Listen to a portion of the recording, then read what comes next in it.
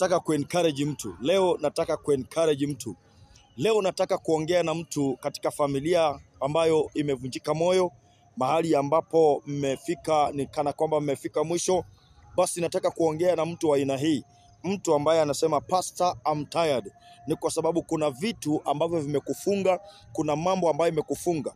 Kuna kitu ambacho kimefunga ndoa yako, haujaolewa. Kuna kitu ambacho kimekufunga. Kuna kitu ambacho kimefunga huyu kijana, mwanaume haujaoa. Kuna kitu ambacho kimekufunga. Kuna kitu ambacho kimekufunga, haujapata kazi. Basi nikwambie hivi, kile ambacho kimekufunga kinahitaji mtu akufungua.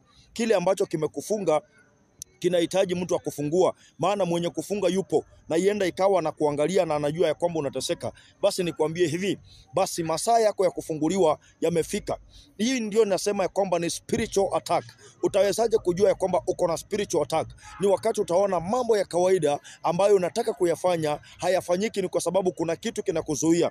Utapata ya kwamba kuna mambo katika uzingizi wako yanakuwa si ya kawaida. Unapata ya kwamba unanyongwa usiku, unapata ya kwamba haulali usiku, unapata ya kwamba unaota na ndoto mbaya. Hapo utajua ya kwamba kuna kitu ambacho kinaitwa spiritual attack. Kuna watu wanalala usiku wanaota na paka. Kuna watu wanalala usiku wanaota na nyoka.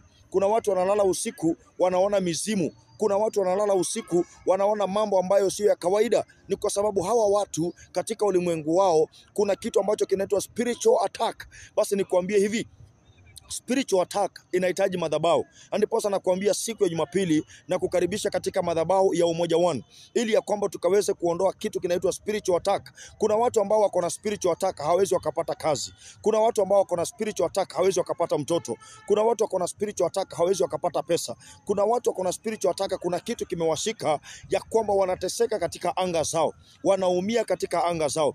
Basi nikuambie hivi, kile ambacho kimeshika pesa zako, kile ambacho kimeshika afya yako, kuna vitu ambavyo vinafanyika kwako hauelewi ya kwamba ni kwa nini vinafanyika, lakini unapata vinafanyika tu. Jinsi unavyotaka kufanya mema sana, sivyo ndivyo mema yanavyotokea. Jinsi unavyotaka kufanya mema zaidi, ndivyo mabaya yanapatikana. Basi nikuambie, uko katika spiritual attack. Wewe ambao unaota na nyoka usiku, unaota unanyongwa, unaota unakula nyama, unaota maagano, unaota vitu ambavyo wengine wanaota mpaka na spiritual husband, wanaota na spiritual wife. Unapata mtu anafanya mapenzi kwa ndoto,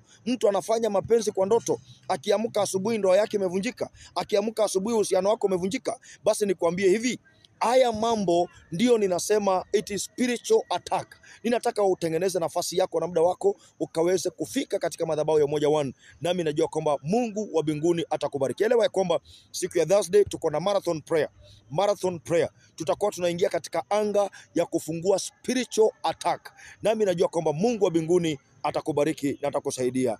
Amen. Tupatane madhabahuni Umoja One altar. Hapo ndipo tutakuwa tunafungua masuala ya ulimwengu wa kiroho. Wewe ni mgonjwa, ugonjwa ambao hauponi, ni spiritual attack. Umekataliwa, kukataliwa ambako huelewi, ni spiritual attack. Umetengwa, kutengwa ambako huelewi, ni spiritual attack.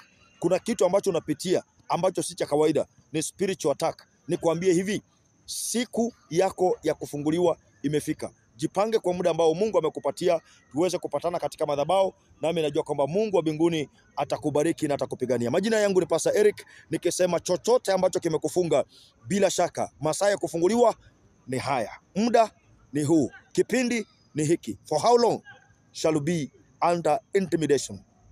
Wakati Mungu amepatiana nafasi ya kufunguliwa, ni wewe utengeneze muda, nafasi na kipindi ukaweze kufika katika madhabahu. Chochote ambacho kimekushika, Mungu yuko tayari kukifungua. Amen.